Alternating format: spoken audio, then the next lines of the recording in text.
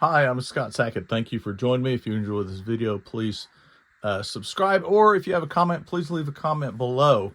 I have talked a lot on my channel about this book, How to Draw Comics the Marvel Way. I've said that I think it's a book, I got to modify this a little bit. If you learn everything in this book, then you have the skills of a comic artist, and I think there's everything you need to become a comic artist. Now, the book has shortcomings. I've talked about that in other videos.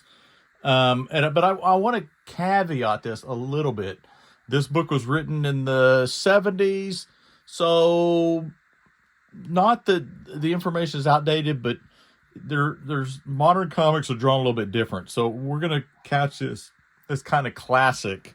If you'll learn how to draw classic comics, and again, that may be your goal, it may not be your goal, but that's what I appreciate. That's kind of my goal. So today I want to talk about figure drawing.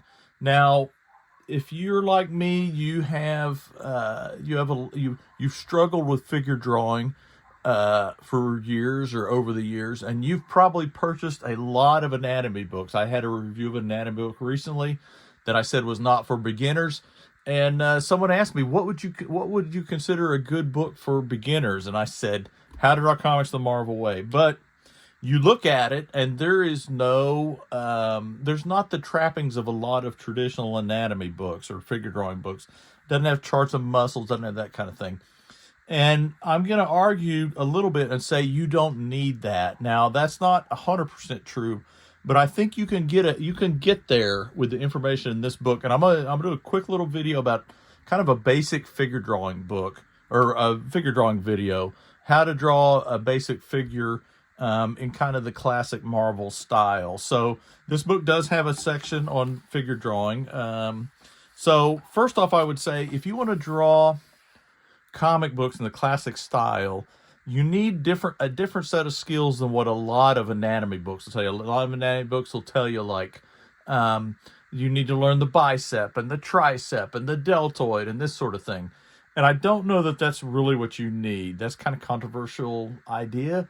Over the years, several prominent comic book artists have said that. I know Joe Madureira back in the 90s, 2000s got a lot of heat for saying that. You don't need to learn anatomy to be a comic book artist.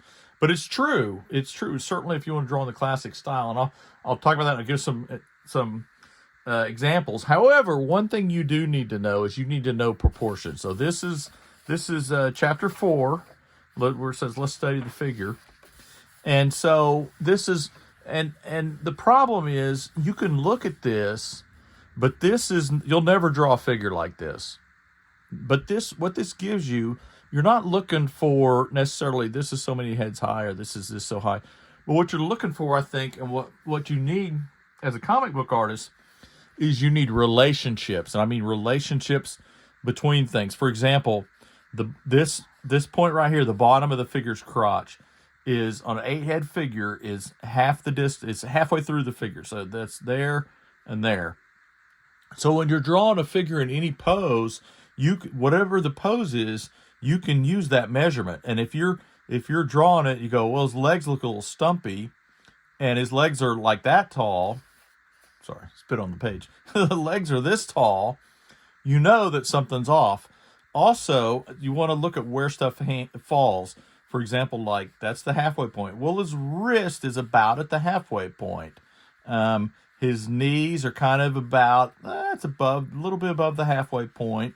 And it gives you this relationship that you can use on the fly to measure figures that are not in a static pose like this. For example, you can say the elbow hits at the bottom of the rib cage. More or less. That may be a little off there, but more or less the elbow hits the bottom of the rib cage. So if you're drawing with his arm out and you draw his elbow and it's out here, there's a problem, because it should, pivot on the shoulder back to here. So this is I think is very important if you'll draw a classic comic book figure. Now again, this is classic superhero proportions. This doesn't apply to a lot of things that you might draw, but we're talking about classic superheroes here. There's side view, there's the female view, a little bit different in proportion, certainly the width of the hips. So that's important. So the second thing that's important that's in the book here is this, and this is the gesture. Now, the people, when you tell them you can draw or whatever, they'll say, I can't even draw a stick figure. This is a stick figure, but it's very stylized. It's very deliberate in how it's drawn. It's not your classic stick figure like if you're playing hangman. And so I'll pull my paper over here. So if you're drawing, I'll do a little. So if you're drawing, oops, and I'm using my turquoise, Eagle turquoise. I talked about that in another video. So if you'll draw a stick figure, you'll draw like a mass for the rib cage, a spine. We'll say he's running. So you draw this, draw a little like a wedge for a foot. And again, this is just a quick rough. Now his arm would come out here, here. We'll draw a fit. We'll draw a fist. And then this one you won't see most of it. When it comes about here, and then this will come out like that. We'll put a head on it. So this is a stick figure, but it's got a little bit of proportion to it, if you want to put it that way. So then what I would do, let me go back over the book, because there's some good examples in the book of this. So this is a good example.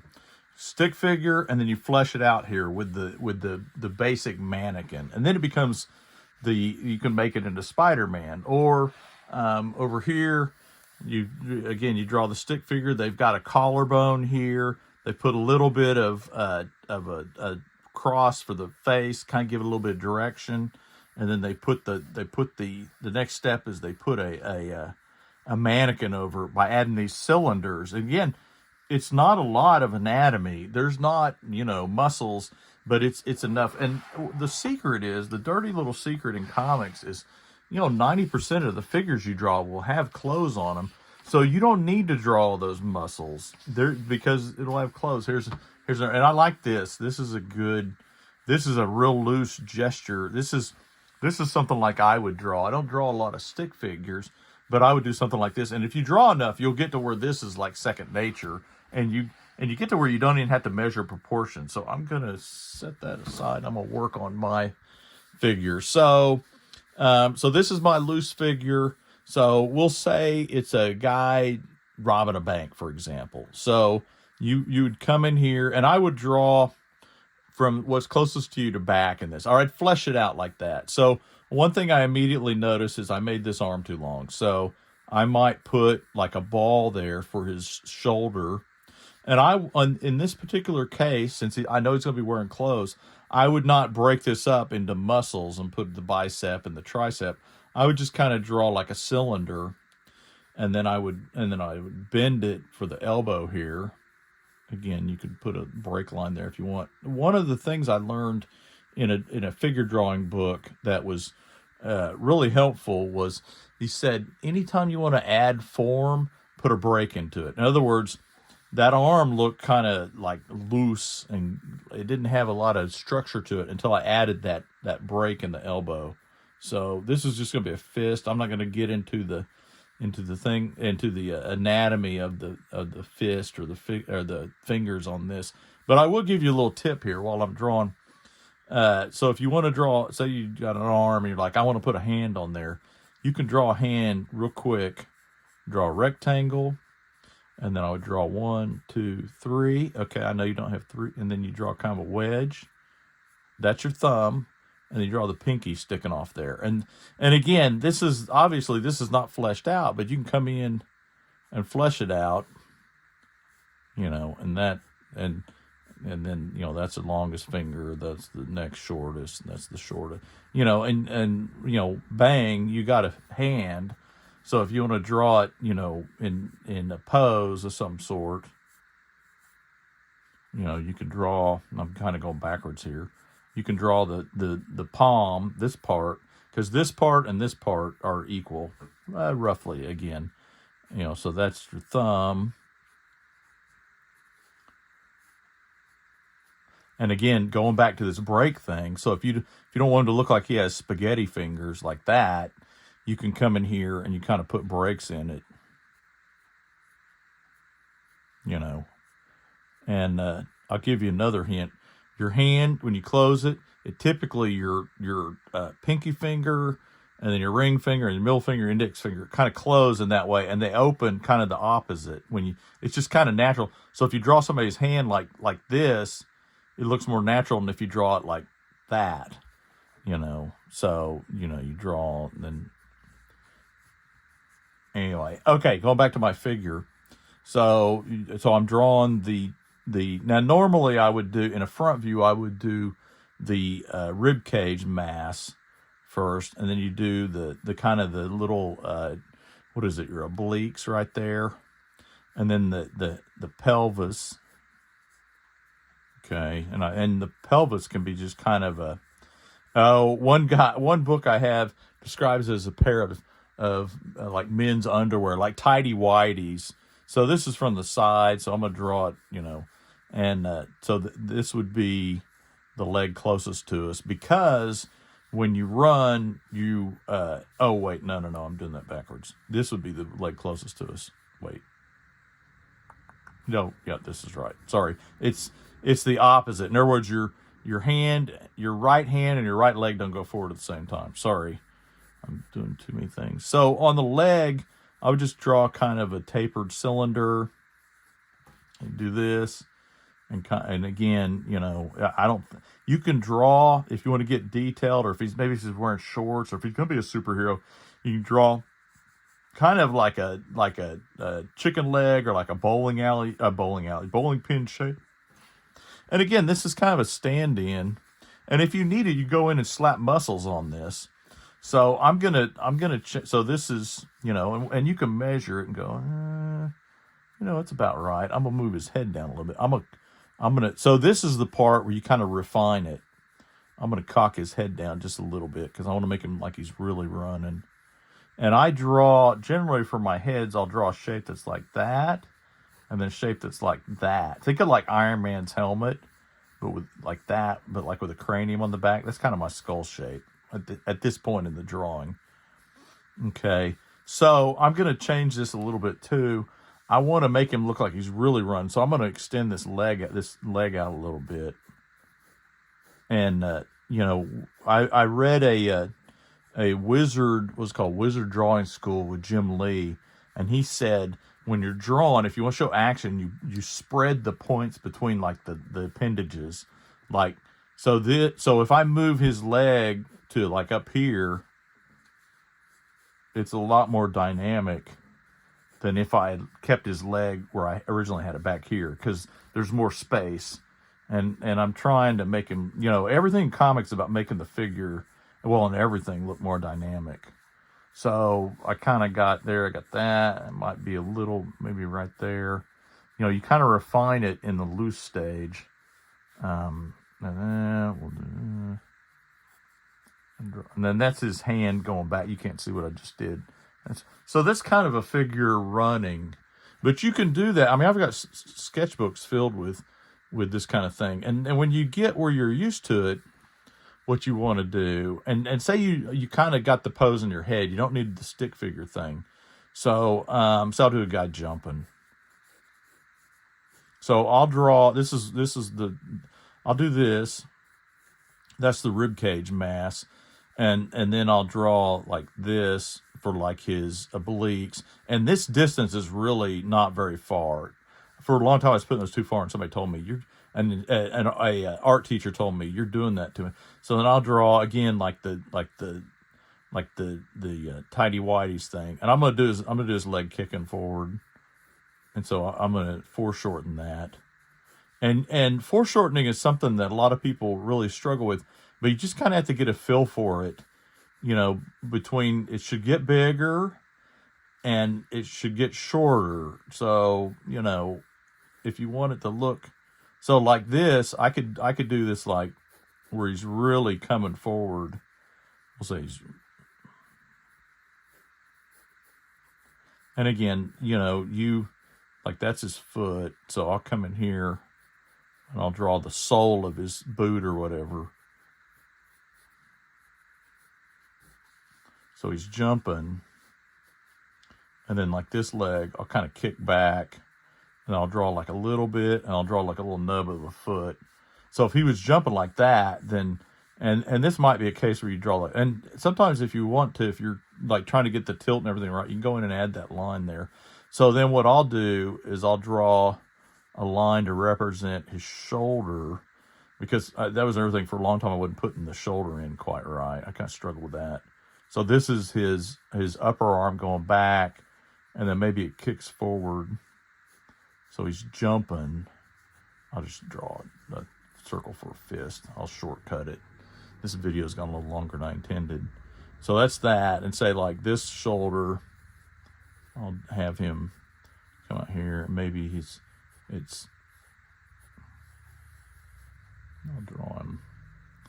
He's reaching for something. I don't know what. Maybe it's like Spider-Man. I'll put his collarbone, and then you draw like a circle for the neck. And then another thing is, if you're drawing like the head, kind of a simplified head, but you see that works. I mean, you can, and if you wanted to, you go in and you could put like his pectoral muscles in there. You kind of, flare that out a little bit. Maybe it's I don't know who. You put the elbow there if you want to show the elbow and refine it. But that basic figure gets you there. And that's what it talks about in the How to Draw Comics the Marvel Way book. It shows, the figures. Well, that's the perspective section, but it'll show like these figures, and that's kind of what I think. This is what you really need to work on, these two steps, and then you can flesh them out with this step. But you'll notice, I think this is where the drawing is either made or broke. And this honestly is good for most of the figures that you'll be drawing comics. And I got a comic here that I was going to show. And again, I'm talking about classic comics, but most of the figures, I'll just pull to a random page here. Oh, I mean, here's an example. This page. There is nobody on this page. It doesn't have a lot of people on it, but this guy's mostly in shadow. So that block figure, that block mannequin would be good enough for this guy. Certainly this guy, same guy, but there's nothing that you need to do in terms of anatomy to this. Even like on this page, there's a little bit of anatomy on there in Spider-Man, and then there's all these people that are just block figures because they're wearing clothes. They're not wearing superhero outfits.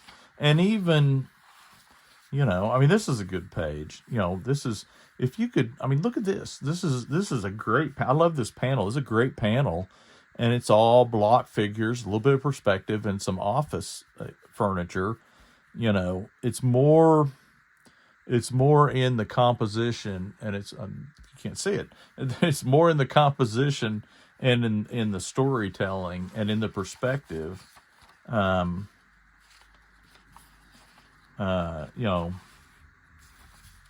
love this. I love this book. This book stays on my desk because I love it. Again, the fly here. There's a little bit of anatomy in the fly, but there's not much. It's like a knee and a little bit on the leg, but they've not broken up like the arm into like bicep and tricep. It's I don't want to say it's simplistic drawing, but it's just kind of a stylized like they did in that kind of classic Marvel style. And honestly, if you render it too much, it just looks funny. You want to, look at this, Anyway, okay, so that's kind of my lesson for today. I haven't done a How to Draw Comics the Marvel Way video in a while. I'm going to try and pick them up again. If you enjoy this, please take a second, like I said, to leave a review, to subscribe or comment. I'm trying to get back in the swing of doing videos. So your comments, even if they're negative or whatever, if you disagree or have questions or whatever, let me know. But anyway, thanks for watching, and I hope that you have a good evening. And I hope that helps you, because I think a lot of people want to complicate. They're wanting to draw comics. They're wanting to draw superheroes, and they get hung up on like anatomy books that show like every little muscle in the body. And I just think that's it's just it's not necessary. Most of comics anatomy is based off of proportion. It's based off of gesture, and you know, a little bit of 3D mass. But if you got that, then I think you have enough, at least to get started, and you can refine it as you learn more and more. But anyway, thank you for joining me, and I'll see you soon. Good night.